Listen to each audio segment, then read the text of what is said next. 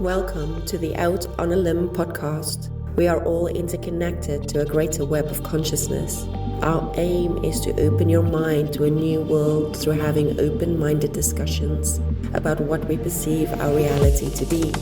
Hey everyone, and welcome to Out on a Limb podcast with your hosts Will and Allison. And we have a special guest today who's been a friend of ours for a number of years, and we finally have him on our podcast for a special reason, though. And let me introduce Jim Roach. After many years of work as a mainstream medical doctor, Jim Roach had a paradigm shift, completely revolutionizing his approach to medicine as well as his personal life. From his home base, the Midway Center for Integrative Health in Midway, Kentucky, Jim now specializes in nutritional, botanical, functional, spiritual, integrative, genetic, and holistic medicine.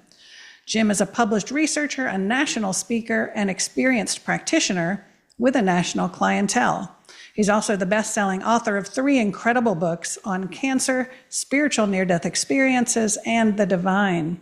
But most of all, he's our friend and one of our biggest cheerleaders.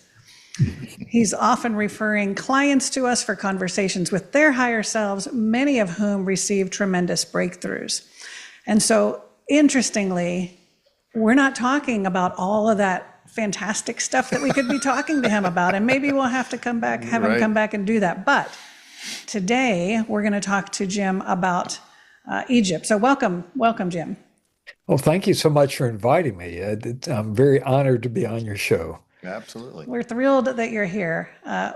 But interestingly, Jim went to Egypt a month before us. He kind of paved the way for us. Tell us the good and the bad. Right. Although we didn't really have a chance to talk much since your return. And then we went over Christmas time. So you were there in early December. So it was a similar enough time, I think, that much of our experience was kind of parallel.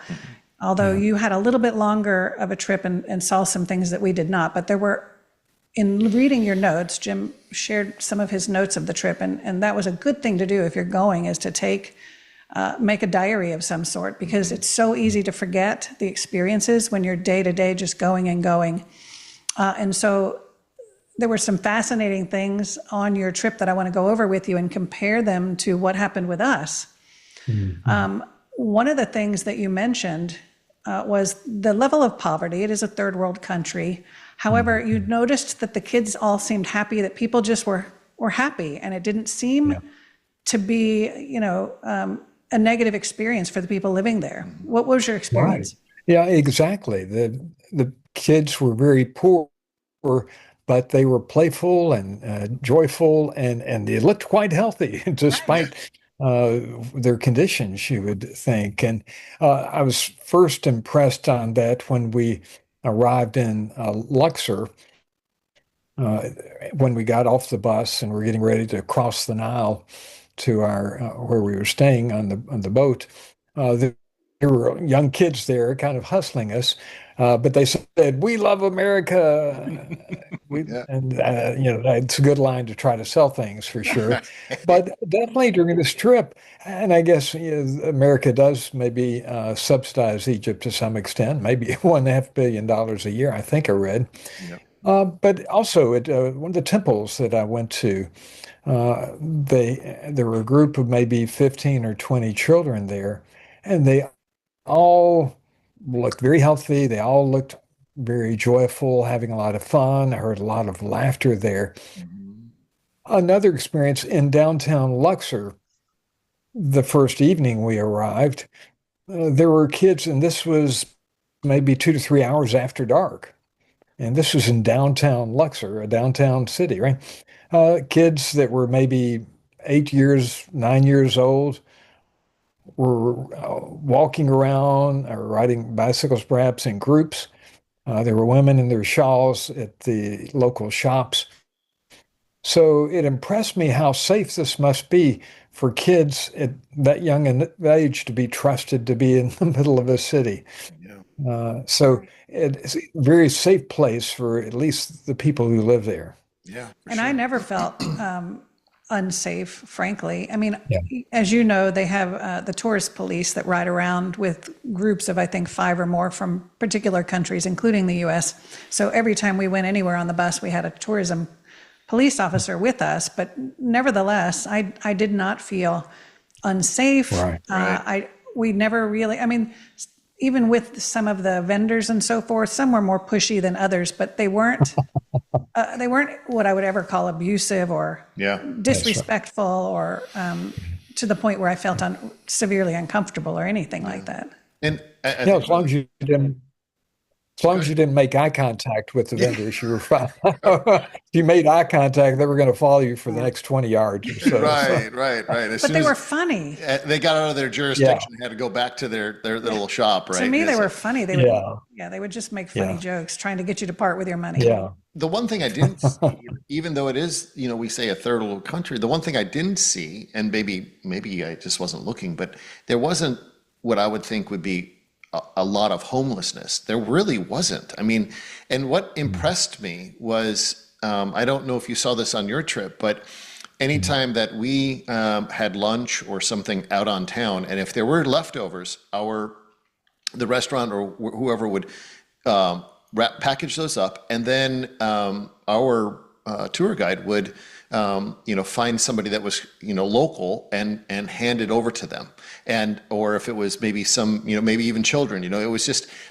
nothing ever went to waste, which I thought was amazing. It didn't, it just went from what we didn't eat into a package to somebody else's hands, and I thought that was just absolutely amazing. That I think lends to the whole aspect of their culture. It's a very taking care of their community. Right. It's a very warm, taking care of family and community, and everyone looks out for one another. So.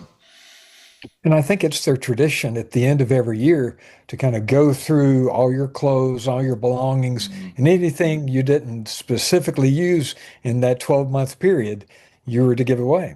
Yeah. And that's a wonderful tradition to have as well. For sure. But I absolutely agree. Though the housing conditions often were very poor, I didn't see individuals, as you say, living on the streets per se. Right. So I hadn't thought about it in those ways, but absolutely that was the case. Yeah. I know you mentioned houses that were not complete. Every time you would drive down the highway, there were like 2 or 3 stories and then like wires coming up. Rebar sticking up, right? And so I didn't understand what that was, but do you want to Yeah, so Abdullah, the way he explained it, those are family houses. So as the first generation is the first floor, second generation is second floor, and so on. So just in his case, his family complex, his mother and father, when his father was still alive, lived on the bottom floor. Then the children lived subsequent floors if they choose to stay there. But I believe Abdullah is the oldest, so he has the tradition, the responsibility of the parents. So he has a flat in that, and if any of the children want to come back, they would go up into the next layer or the next layer or the next layer. So they continually leave it partially undone so they can put another floor for another family member. Yep. Interesting. I didn't realize that. So thanks for educating me about that. And, multi-generational families that live together live substantially longer. You may be familiar with the research in, I believe it's Rosetta, Pennsylvania, where they couldn't figure out why the individuals in this community were living a lot longer. We're not getting heart attacks at nearly the rate, despite having all their usual risk factors as far as smoking and weight and so forth. And they finally identified it was the fact that actually there was a community in Italy that all moved over all at the same time to this one community in Pennsylvania. So they all knew each other, they all supported each other. And that was adding years to their life. I mean, not 2 or 3, I think like 5 to 10 years to their life expectancy. That's amazing. So, they're ahead of us in that way. And also, at 5 a.m., and I was ready to wake up anyway, but on the loudspeakers along the Nile, you hear that. You'd wake up, and that's a great exercise for lymphatic drainage of your body. But the Muslims are doing this, and that was a very soothing, comforting sound to me. And it's a sound, doing it at 5:30, 6 a.m., and 8 times during the day. The Muslims pray 5 times during the day, so they get to choose. But I guess it's a wake-up call for the local workers. They don't have to set alarm clocks with Yeah, that, but it's also, sending out the message of community. We're right. all in this together. Yeah. We all are looking out for each other. We all are connected to the Creator. Um, so Mhm. again, another example of how a lesson we could learn That's here. so funny Yeah. that you Yeah. mention that, because that's literally my next question on here. And I do want to add into that, and I'll let Allison talk about that. But that's the thing that I came away with, because I did spend time over in the Middle East in 2009 and 2010, Iraq, and then Kuwait. And to me, like you just mentioned, the call to prayer was very soothing to me. I could listen to that all day long. But interestingly, Allison, when I would Zoom call or Skype call at the time from Kuwait, because my apartment that I lived in, I was on the 13th floor, but it overlooked a mosque. So it was right there in my ear.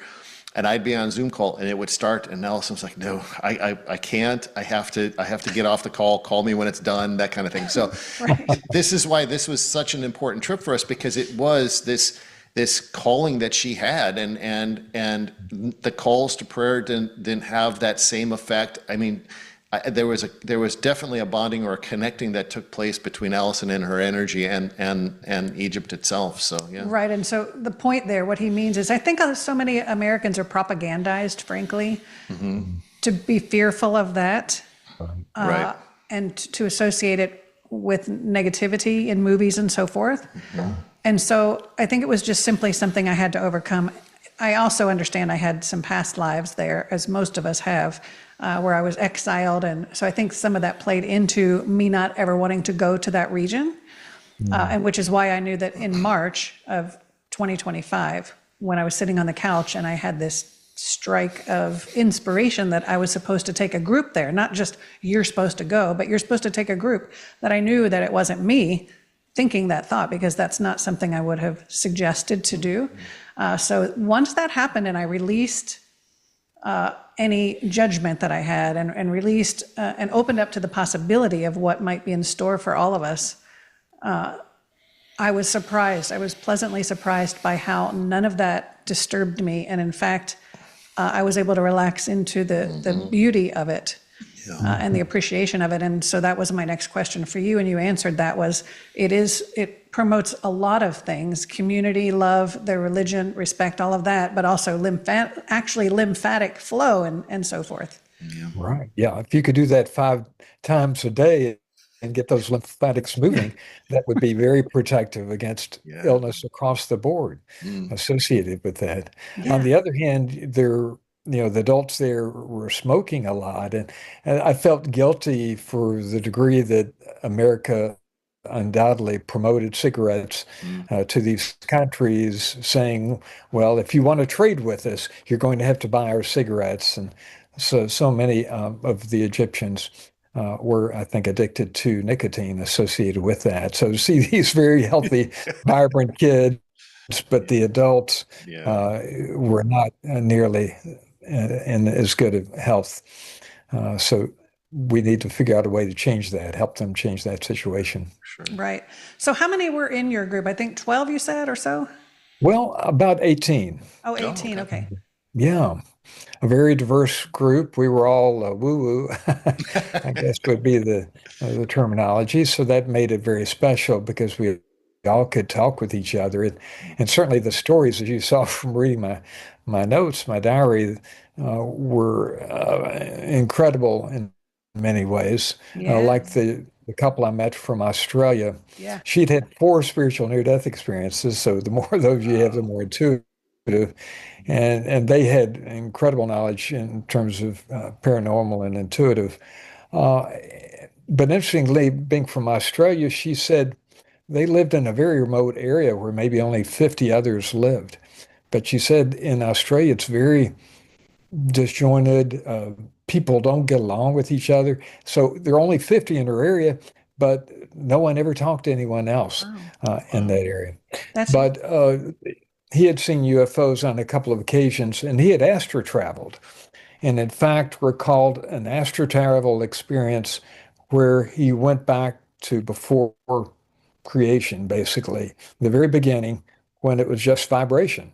Kind of my understanding is maybe vibration began and then light, and then it continued on from there. But Exactly. he recalls that experience in his astral travel. That's fantastic. And I'm glad you brought that up. That's perfect segue. Fascinating. I'm telling you, we're connected. Because I was going to ask you, what was the most energetically profound experience? But let's just jump into the one you had at the King's Chamber. And that may or may not be your most profound, but it was profound in me reading about it. And it was, in fact, if I recall correctly, that Australian woman who placed you in that portal up there in the center of the room. And what's interesting is Will and I were also placed in portals on either end of the Or sarcophagus. three of us were placed And at then- specific points. Yeah. Right, and then a friend was placed where you said that you were. So tell us, it sounds like you astral traveled. You went somewhere. Yeah, I don't know where. And of course, getting into the King's Chamber was challenging. It was at the end of the trip, and I'd had some challenges during the trip and at that time. So going through that short space that was only like 3 feet tall, bending over or crawling for that, and then climbing like at a 35-degree angle for up maybe 5 stories, right, to get up into the King's Chamber. So that's on purpose, of course. They didn't want just anyone to be going up there. You need to be going up there with purpose and with respect, with regards to that. But yeah, I got inside the room. It wasn't quite what I'd pictured, but 15 by 20 feet, roughly, maybe a little bit larger than that is what I recall. And we got there when there really weren't many others there, which was very fortunate. So we got to stay 15, 20 minutes. And as you pointed out, the Australian woman said, "Jim, stand here because that's right in the line of the vortex." And so I stood there, and I don't recall for how long I stood there. But then after 20 minutes, I know that we were crawling and going back down out of that. But what I realized, I was talking with Lisa, who's on the trip with me, and she had taken a picture and they caught my leg as part of the picture, but it was a very smudgy picture. But she pointed out, she said, "Jim, there's the head of an ET with a headdress." Wow. And I couldn't quite make that out, but she clearly said that's what that is, looking right at next to where I was. And then the amazing thing to me was that in the chamber there's a sarcophagus, just like what a concrete coffin, which maybe was 6 feet long, and I would assume 3 feet wide and 4 feet or so high. And I was in this room for what, 15, 20 minutes, and I have zero recollection of seeing the sarcophagus. And Lisa had taken a picture, which showed the sarcophagus, and I was, next to it, but I have no recollection. And then I connected in on a Zoom session with Kim Everett and was telling her about it. You know how Kim spirits are talking to her frequently. Yeah. And as soon as I relayed that, she said, "Oh, my spirit said the reason you don't remember seeing that is you were out of body at the time." Right. Oh, okay. Yeah. Yeah. So Yeah. that was the other thing, particularly in that area, is that our hotel was about a little over a mile from the pyramids. And 2 nights staying in that hotel, I've had very powerful dreams, very inspiring dreams that were giving me direction on where my life needed to be going from there. Wow. So very vivid and very inspiring. Isn't that amazing? Will and I both had a very interesting dream. One of the first nights that we arrived, and for me, it had to do with why I was there and what had happened to me when I had incarnated there long ago.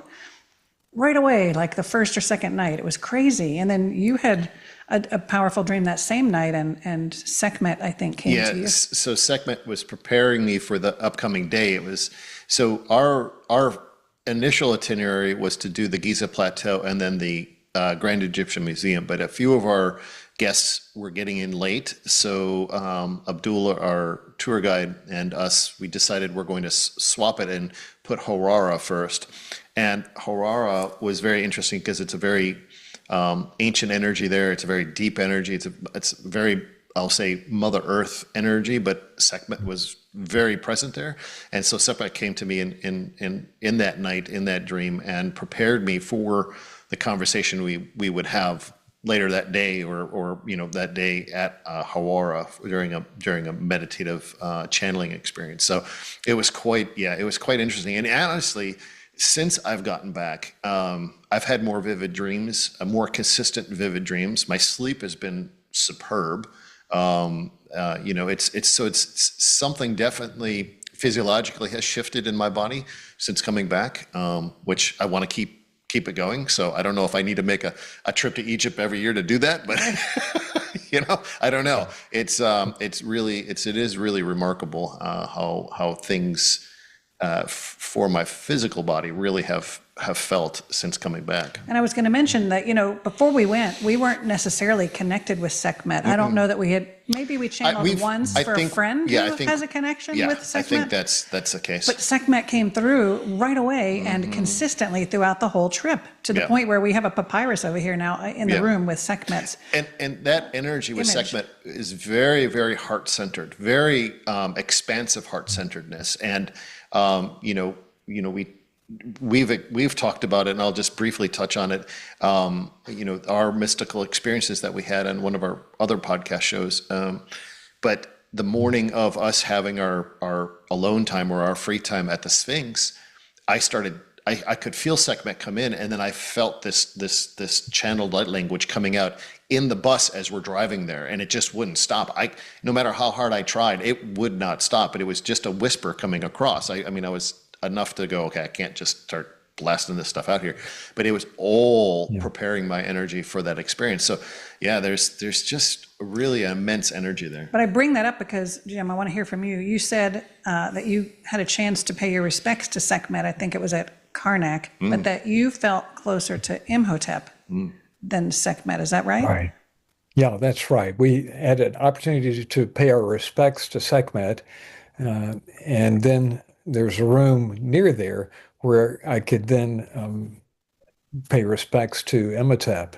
And yes, I got very emotional, actually, during both experiences, but especially Imhotep, because the oracles were read by my friend Colioso, a shaman, who's mentioned in my book, God's House Calls. And the oracles had given me the name Imhotep. So that was part of my seeking on this trip, was to try to understand the significance of that name. So certainly in the presence and giving respect to Imhotep was very powerful for me. And Imhotep was the one who designed the first pyramid, the step pyramid. And that's a gigantic, kind of stone area there, the biggest in the world. And kind of the message I got from that is think big, Jeff, think big. So I'm going to try to implement that message. Yeah.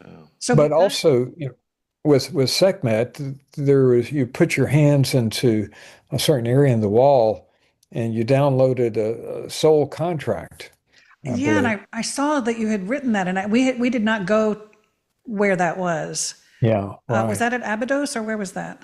I was trying to remember whether that was at Edfu or at Dendra. Yeah.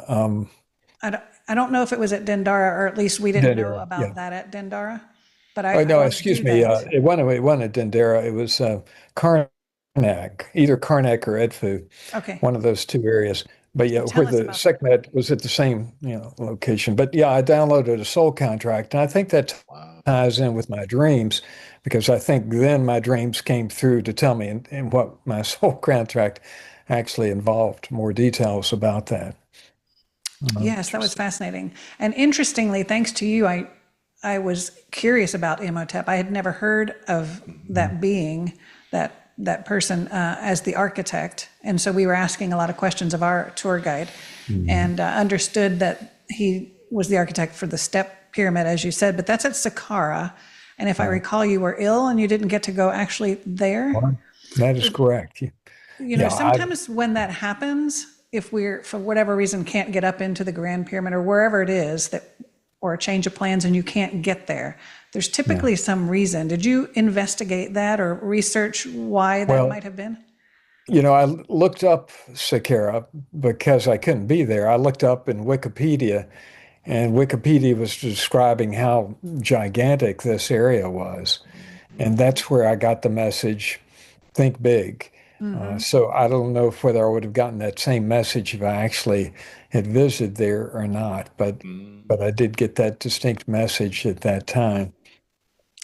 Well, remind me and I'll ask some questions for you if you want when we do a channeling and find out if there was some other meaning or what was happening. Something else that I'm waiting to see that may have been gifted to me. I mentioned that, I've had atrial fibrillation, 35 times, and I've learned how to, I've never once been in the emergency department.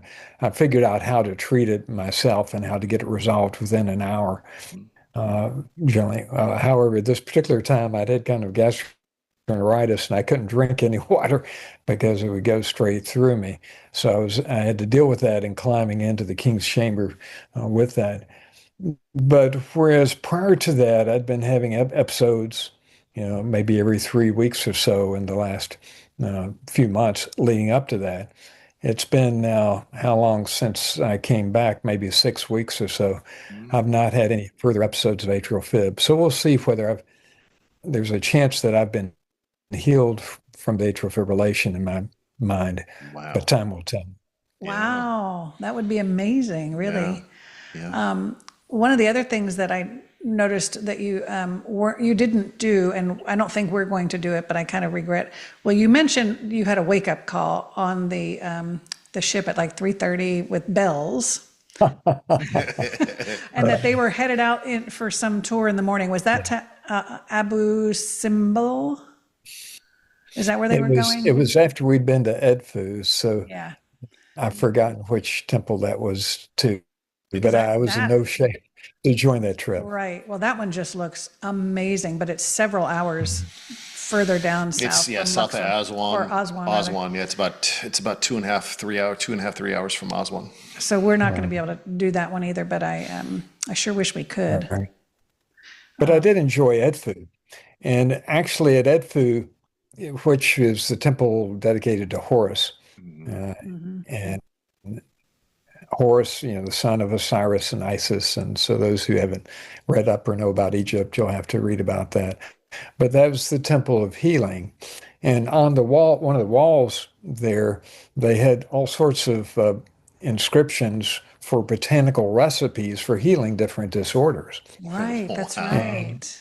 I felt completely at home. Out of all the places we visited, I felt completely at home there, which made me think this is likely a place where I had a past life. Because being a healer, I know that every other past lifetime I've been a shaman, oracle, and healer, and so that would be a perfect place for me to be in a past life in Egypt. That's amazing. So we were only there for 6 full days, 8 if you count travel days. So this time when we go in 2026, we're going to be going on that Nile River cruise and going further down to Aswan and seeing some of those things. So I'm not familiar with those, but I've been reading about them to make sure that I'm a little more informed. Yeah. And it looks like some of those, like the Isis temple that's on the island of Philae and Edfu, or maybe there are at least 2 that were actually completely relocated because of the way that the Nile was dammed up or the water was flooded or whatever was going to happen. And so they actually moved them. Do you recall that story? I was not told that story, but certainly the Aswan Dam, quite controversial because of the impact that it had.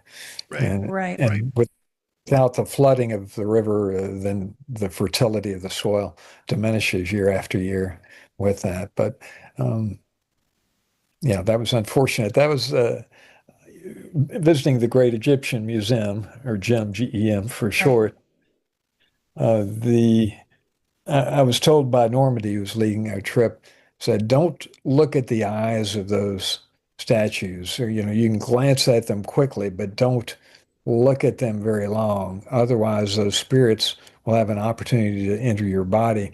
And they're not happy about having been moved from, they're away from home, being moved into this giant museum. And so be careful about those energies.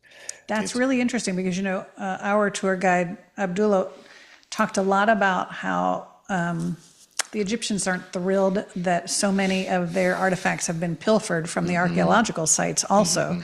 And they're now in museums around the world, and they didn't come on them, honestly, often cases. And so when we were in Hawara, which has not been excavated to the degree that any of the other sites have been, primarily it's because the water table is so low or high, or however you say that. It's too high, yeah. Because of irrigation and so forth. And so every time they try to dig, it floods with water. So they have to figure out how to get that out first before they can start digging. But he said also, the Egyptian government is hesitant to let people come in and start digging because things go missing. Yep. Yeah. So I hadn't thought about it from the statue or the artifacts point of view, frankly. Right, right. That they're being uprooted from their home. Right. Yeah.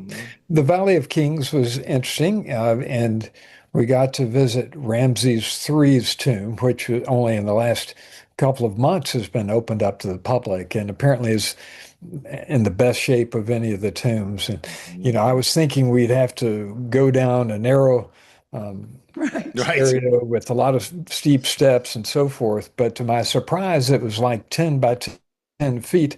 And all the walls were basically white and hieroglyphs, all the way up and down and on the ceiling. And this extended down, I don't know, 30 yards or so before you actually reach the tomb. But very impressive tomb to visit there. And then they also shared the story of why King Tut's tomb was not pilfered. And that's because it was immediately below the tomb of Ramses II. And the thieves did not think to look below another tomb to find the Tut tomb. So those were interesting things. That is interesting. I think we went into that one as well. We picked 3, of course, and then King Tut's tomb as well to see his mummified body, which was wild. Yep. All of that was just amazing. I noticed that you did not take the, or have the opportunity to take the balloon ride. However, you did see them. Yeah, that was that colonnade built into the side of a hill, where I don't know if she was the only Queen Pharaoh, but maybe the first Queen Pharaoh to exist, but she would come out of this colonnade, and before, I don't know, at least tens of thousands, if not hundreds of thousands of Egyptians that were out in front of her. And then she would just yell at the top of her lungs, and everyone in the crowd would yell at the top of their lungs. And that was quite an experience. Interesting that then after her death, they tried to, destroy anything connected with her because they didn't believe in female pharaohs, because I guess as far as the lineage, you couldn't prove that it was a direct line if there was a female pharaoh involved. The issue there. I think those balloons at sunrise were just beautiful, like 15 or so floating up, waiting for the sun to come in at the exact right moment to light up the colonnade in a certain way. That was one of the highlights of our trip. We actually had 7 people. We made it optional, and 7 of us had signed up to do it. Yep. Yeah. Only 3 of us made it because it was the day after New Year's. Oh, it was New Year's Day. So we had our New Year's celebration that evening. People were starting to get sick. People were exhausted. It was coming towards the end of the trip. And so only 3 of us got up at 4:30 in the morning to get there that early. Yep. But it was well worth it. It was just phenomenal. Yep. But let me see if I can say it correctly. Hatshepsut temple is the one you're talking about. Yes. And what's interesting, we just were down at a spiritual co-op in our area giving a talk about our Egypt trip, and the founder handed me this National Geographic from 2009 that somebody had gifted her wherever she found it, and it had an article about that queen on there. Or a pharaoh. And I haven't read the article yet, but it looks really in depth. So I pinged Abdullah on WhatsApp and I said, hey, and I sent him a picture of this National Geographic from 2009. I said, I'm getting ready to learn more about her. And he goes, "That's a fantastic article. I had a copy of that magazine," he said. He said, "and I gave it to a friend in 2011. So he said it was very well written and that it was accurate. And it was just kind of an interesting coincidence. We did not get to go to her temple on this past trip, but we are on this one, yeah. Yeah, I think she was very well liked as the head at that point. One other thing I wanted to mention was when I went to see the Sphinx, I was expecting all the pictures of the Sphinx are taken like at a 45-degree angle where you're looking up, right? So it's made to look gigantic, all the pictures. Yep. So the actual head of the Sphinx was not all that large, but the body of the Sphinx was, however, quite large. And you mentioned about excavating. Certainly Edgar Casey described that under the right front paw of the Sphinx is supposedly where a Hall of Records is, where it has the history of Atlantis and so many more things as well. But the Egyptian police stopped the excavation of that area. So who knows when we'll get the opportunity. But someone had done ultrasound of that area and kind of confirmed that there is what looks like to be a large metal box underneath the paw of the Sphinx. So, right. Well, the collective has mentioned so many times that what we see at the top layers at this point is there's so much more below. Yeah. And I think a lot of that, yes, is physical for sure. But I think a lot of it is also implied energetic stuff and information and Hall of Records and all of that. Right. So I'm not sure, but I know that I feel certain that there are true labyrinths underneath there and going places. And from what I understand, connecting to other places in Europe and in the Middle East, I don't know, pathways or something like that. Right. So it will be fun to watch this. Today I just happened across the individual that with the group that did the LiDAR scans, the satellite scans, and they have a much clearer 3D rendering of all of the subterranean aspects. And yes, there's a pathway and a chamber below the Sphinx, and it also has a connecting path to all the other pyramids at that subterranean level. So yeah, it was very interesting. Yeah. And you're right. It is when you picture the Sphinx, you see it right from that angle, and that's what you think you're going to see, but you're seeing it kind of at almost ear level of the Sphinx because of the way it's constructed there. The causeway is right there, and that's what you're looking at it from. But when you're down on the ground, as we were, and looking up, it really has an impressive feeling and an impressive energy to it. It's awe-inspiring for sure. You were fortunate to get to go down below there. Oh my gosh. The whole trip was divinely orchestrated, as you know. We didn't plan that. That happened on the ground right as soon as we arrived. It was a last minute, hey, you think we could make this happen? Wow. And he didn't guarantee anything, but given that it was a holiday, last minute, it was a weekend. I mean, it was incrable. The universe aligned everything appropriately, and yes. But what's interesting, we were told we couldn't do that. We weren't allowed to do that. So you were very fortunate. Yeah. I was just going to say that when we meditated together, we had an hour there, but the guides, it was Isis and Ra that came through and took us on a guided meditation down underneath the Sphinx, and they took us to what did they call it? An obelisk, and told us to all put our hands on the obelisk and then go wherever, to the Hall of Records, they said, or to the Akash, or wherever your higher self takes you. So again, you can't help but wonder, is there truly an obelisk down there? Are there the Hall of Records? Is it physical? Is it only energetic? I would just love to know the answer to that. Yeah, right. That's fascinating. But that was the most impressive thing, I think, for me. I've just started reading a book that my sister-in-law gave me for Christmas. It's a Dolores Cannon book, and it's talking about Osiris and Isis and so forth, and what Dolores learned from that. So basically saying that, yes, these were ETs that came down, and they were considered gods because of their advanced knowledge and what they were able to do. But the person they were she was regressing, actually was not happy at all, because she didn't want to be, she had to sit in all the ceremonies. But but to hear the detailed description of the ET involvement with that was very fascinating. I was thinking that Atlantis was where Thoth and Osiris and Isis had originated from, and obviously there is a strong Atlantis-Egyptian connection there. But Yeah, and I just was never drawn to study all of that Egyptology, and I just wasn't familiar, sadly.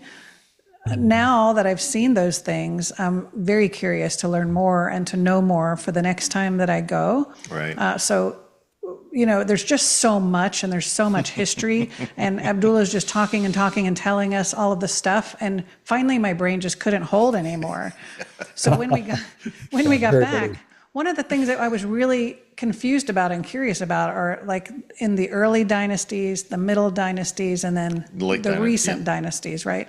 And why they looked extraterrestrial. And when they talk about Ra or these gods or pharaohs, were they really extraterrestrial? Were they energetic, or were they real humans, right? And so because you see the hats, and was that disguising the head? Just all of the things on the images and the hieroglyphs made it unclear to me. So when we got back, I asked, and what I was told was that in the early dynasties, the very early ones where humanity first came to the planet from Mars, we were all relocated to Mars, and we were learning how to be human at that point, that they did have governors, not in the way that we would understand it now, not govern over, but govern our communities of humans so that we could understand how to live and how to live in community and how to do the things. And those people were completely extraterrestrial. They were, I think they were like Venusians and Pleiadians and a lot of different races that came, and they were of the pure lineage of that galactic. And they were looked upon as the early pharaohs. That's how they were called. And so then when you got into the middle dynasties, they were hybrids of human extraterrestrial. By the late dynasties, they were all human at that point.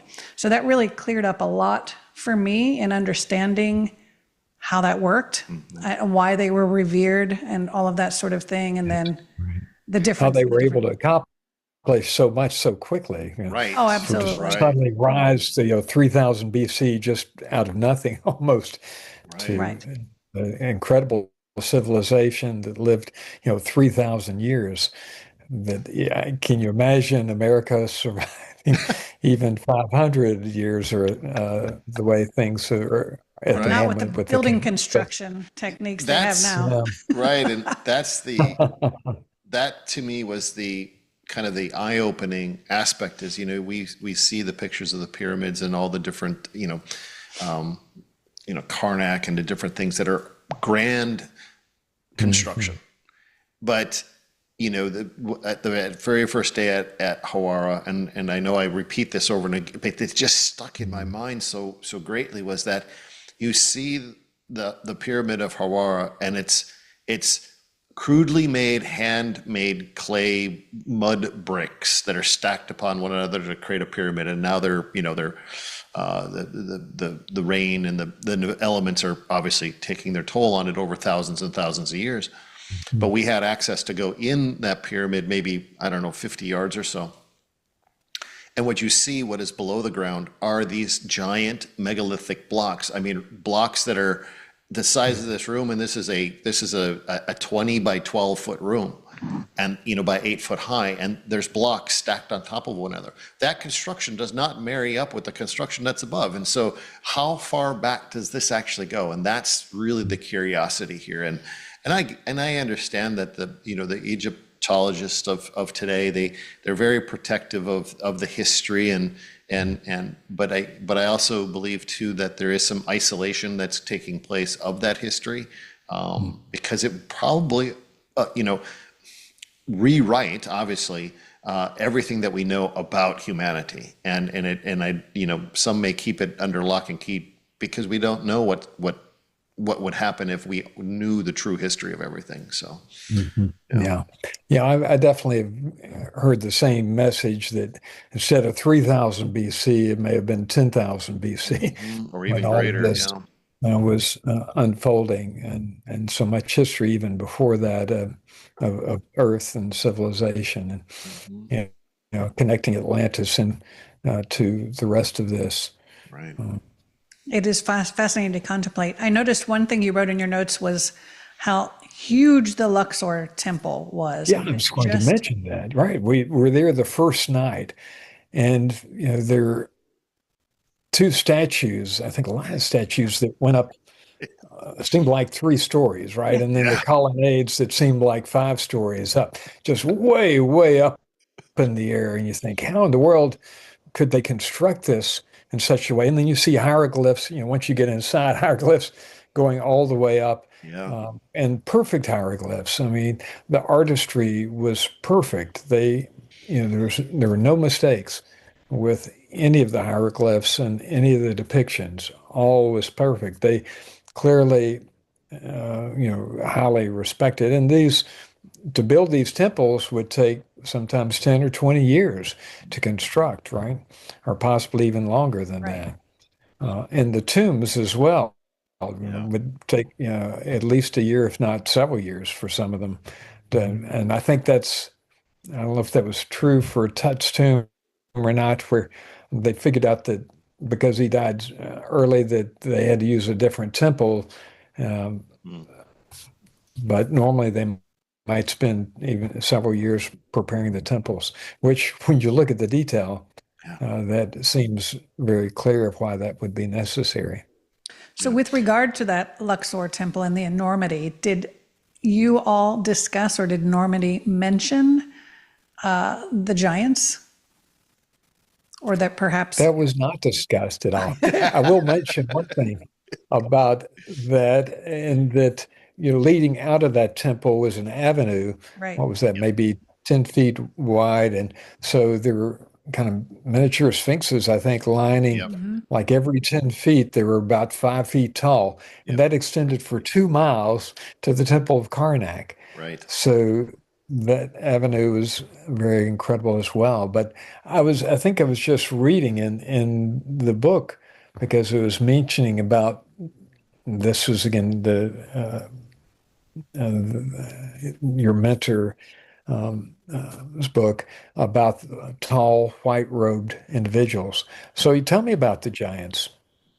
well, I know that there were gigantic beings that lived, with humans and pre-humans.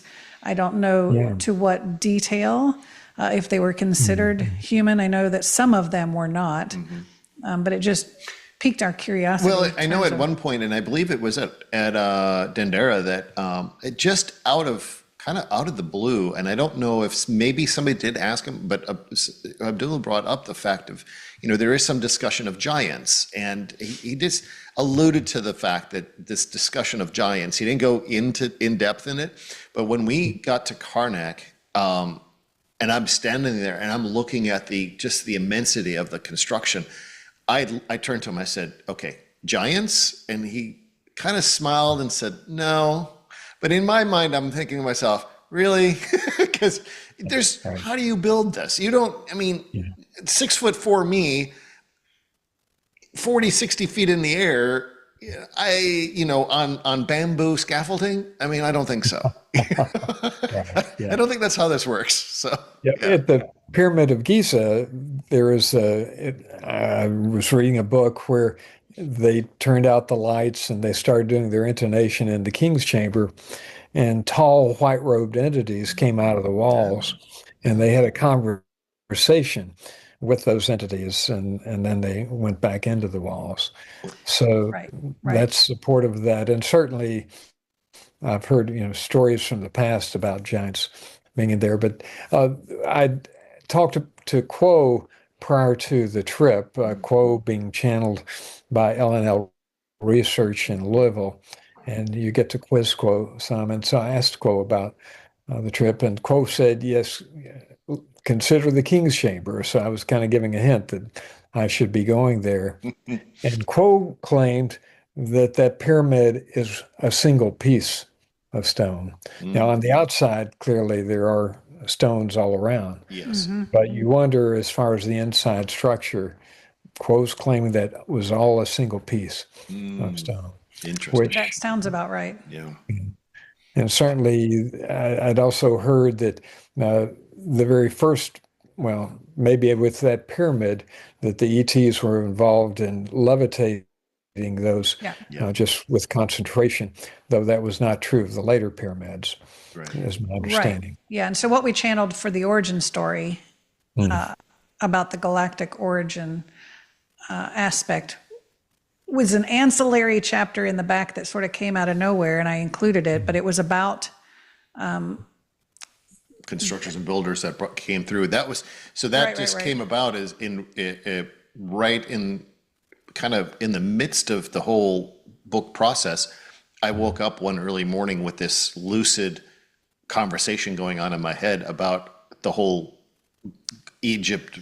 And you Giza had this Plateau. vision of Right. marshmallows that they were, when I guess they were able to be formed like a marshmallow, but then when they were put down, they Basically became solid. taking one of those megalithic blocks and being able to manipulate the Molecular structure, of it to essentially. where it could be malleable so it would fit and interlock with one another. That's why you find some of them that have these very intricate, curved surfaces, but another one locks into it. Like, I mean, so yeah. But the other interesting thing now that we're talking about giants, they did say, because they came here before humans were here to prepare the planet for humanity. So those pyramids, and there are some people saying this now on podcasts and whatever, that the Great Pyramid, for example, is like an energetic frequency aligner to create the atmosphere and the conditions for which humans can evolve on this planet.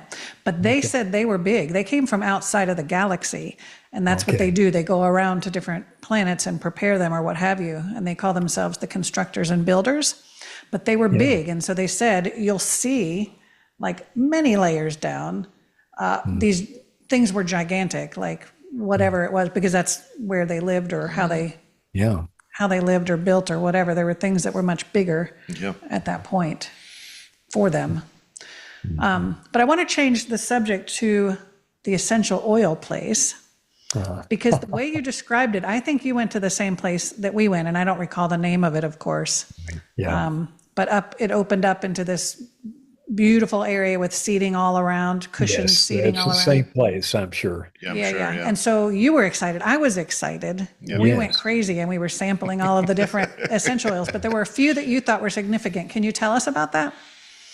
Well, I use some essential oils. Yeah, well, I mainly use frankincense in my practice. So I did want to get some frankincense oil, which I gave to my daughter. And there were, as you recall, essential oils that matched up with the chakras, the 7 chakras up to here, and then the 7 above, beyond that. And the one I got above that was golden water, which was supposed to match up with planets, connecting it with planets. Wow. Also did sandalwood, which connects up with the third eye. Yeah. So I brought those 2 home, and then I got the rose essential oil because I knew that was a particularly valuable one. To get a little small sample, like through Young Living, it's $100. Right. So I was able to get 3.5 ounces for $100, right? So I got that for my wife. So those were the ones. But the shaman that headed up that shop is a pretty incredible individual. And that his they were wisdom really that nice. he shared was very impressive. And I hope to connect with him later on because I understand he's interested in botanicals, and I could teach him a lot about botanicals, and I could learn more about the essential oils as well. I'm going to try to order some essential oils for him and carry them in my store at my office. Yeah, be good awesome. point. We are going back in 2026, so if you need us to pick you up something, let us know. But Right. I'm surprised you didn't try It might be a giant order. So. be careful what I suggest. Our good friend, Chris, she went 2 years ago, And she said she came home with an entire suitcase of the large bottles that they sell. Because she didn't think she'd be back. I think she brought home 9 of those large bottles. So, Oh yeah. Well, if I can get those frankincense, because I use those, they're great for brain tumors, and they, use them for migraines. You can use them for inflammation. My wife uses the pill form of that for her knee joint, and that's the most anti-inflammatory, pain relieving version that she's found. So amazing. Well, yeah, that's good that to one know. in particular, one be great. No Blue Lotus this time? Right. No, I'd gotten some Blue Lotus at the International Association of Near-Death Studies conference, because the story on Blue Lotus was very enticing about how it maybe could trigger some out-of-body experiences. But no, I did not get Blue Lotus. I was out of money. It was part of the issue at that point. It's easy to do. Yeah. Yeah, right. We went to a spice shop as well and picked up some infused tea it was called Move On tea, to help you energetically move on some things that need to go.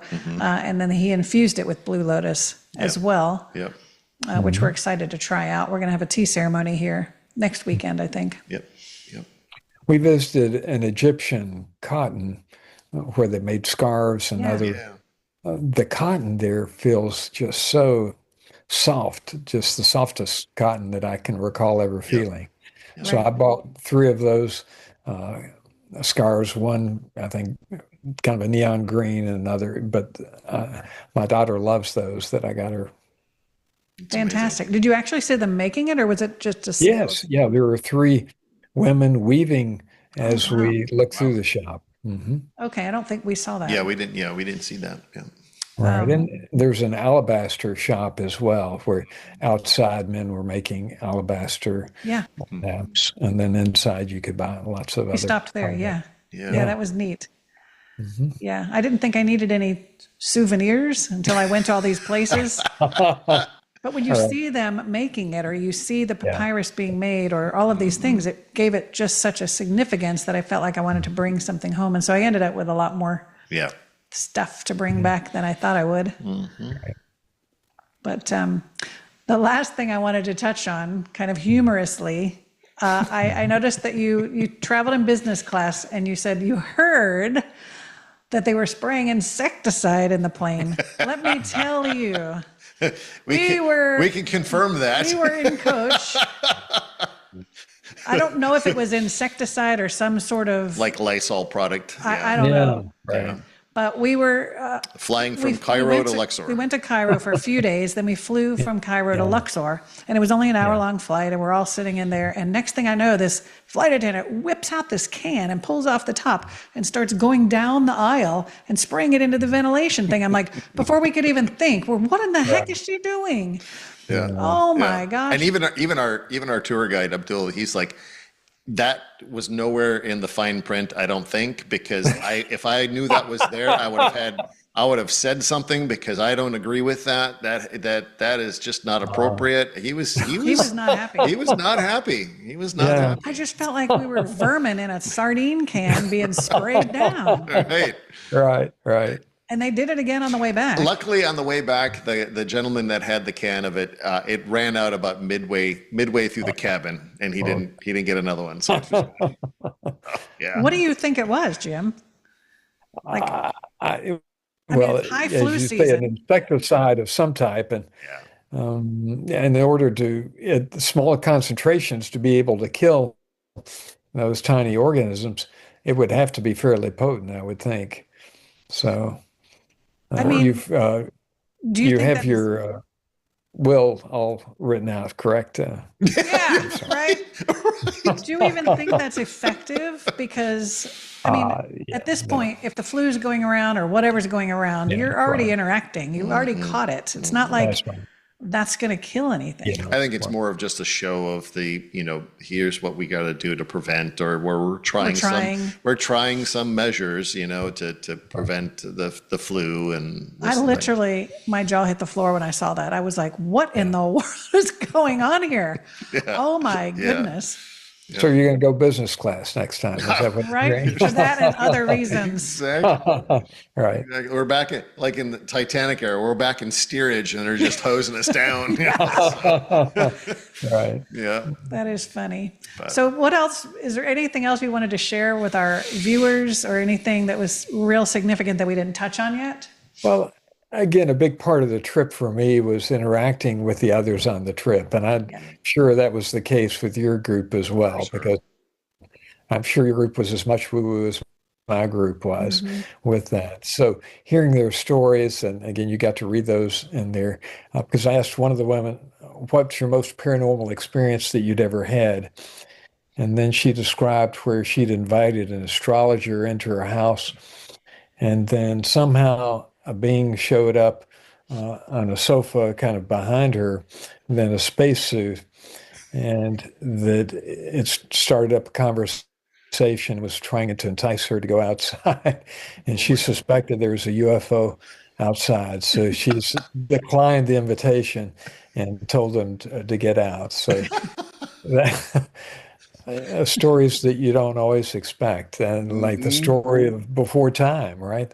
How would you ever expect that? But also stories of Dynamo, apparently this incredible, which seemed like a magician, but he was able to walk on water, was able to do magnificent tricks. I'd never heard of Dynamo, but the Australian couple were filling me on the details. So the interactions with the others was definitely a highlight of the trip. Right. It is reassuring to be able to have those kinds of conversations. There was one that you said about a younger woman on the trip who saw a stranger on the street and looked in her face. Yeah. Yeah, that was wild. I asked a lot of the individuals, have you seen or interacted with ETs? And she was one of the ones, three of them had, in fact. Normandy, who was heading up the trip, had two different experiences with ETs. And this individual as well, Lisa from Gilbert, Arizona, shared that when she was in Philadelphia, she was walking down the street. It must have been cooler. She passed by what looked like an older individual in a hood, kind of bent over. And there was something about that she didn't find. She just got a quick glance at the eyes, and then, so she turned her in. After taking a few more steps, she turned around to look, and the other individual turned around and looked at her, and it had three little white dots, right at the bottom part of the eyes, which was clearly extraterrestrial. And the ET kind of gave a knowing nod. She kind of gave a knowing nod, that they both realized what type of interaction was occurring there. So. It's always fun when I hear people tell about the stories and how the extraterrestrial sees you and realizes that you see them. Right. Yeah, Like, I think a lot of times they think that we don't know, but some people can see them, right? See that, yeah. And then they're kind of shocked, like, oh, he sees me in the bedroom here. Yeah. Right. Yeah.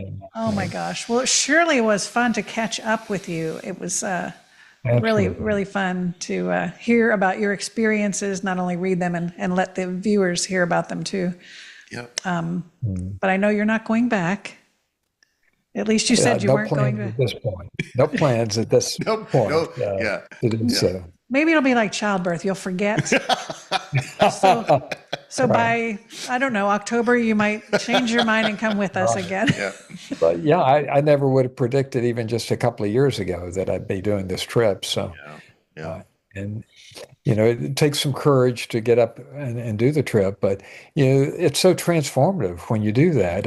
And I've had a shift since then, that in the beginning of the year, a shift that I credit that trip with helping to provide, where I feel like I've moved up another layer. So we think so too. Yeah, and that's a very good point, because I do feel, even in my channeling work, there's been a next step, right? There's this next step of energy, and we're more, I can't say more connected, but just more profound, or more, or a stronger resonance with it. So I can't even put words to it, because but I know it and I feel it and I understand it. So Well, the guides I'm sorry, I was just going to say the guides likened it to a medicine journey. where now is the integration. And I think for all of us, we're going to be discovering a lot more. Yeah. I'm sorry to interrupt. Go ahead. Well, I was just going to say the transformation, a lot of it is I feel purer than I did before the trip. I think I purified my thoughts, my focus. And so purification type of experience. Yeah. And you and I, we purified through the gastroenteritis. Right. Absolutely. Yeah. I got that the last day and literally 7 days straight. But luckily I didn't have the stomach. It was uncomfortable. It just was. Right. Yeah. That's right. Yeah. And But I for feel me, like I released a lot too.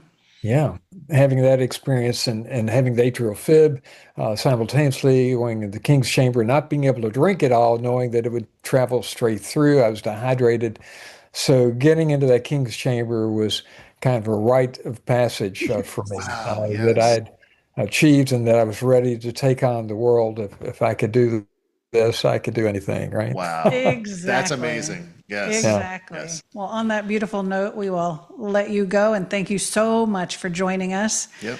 And thanks to all of you for joining and watching. Please hit the thumbs up, the notification bell, and share as much as you'd like. And we'll see you next time on Out on a Limb podcast. See y'all.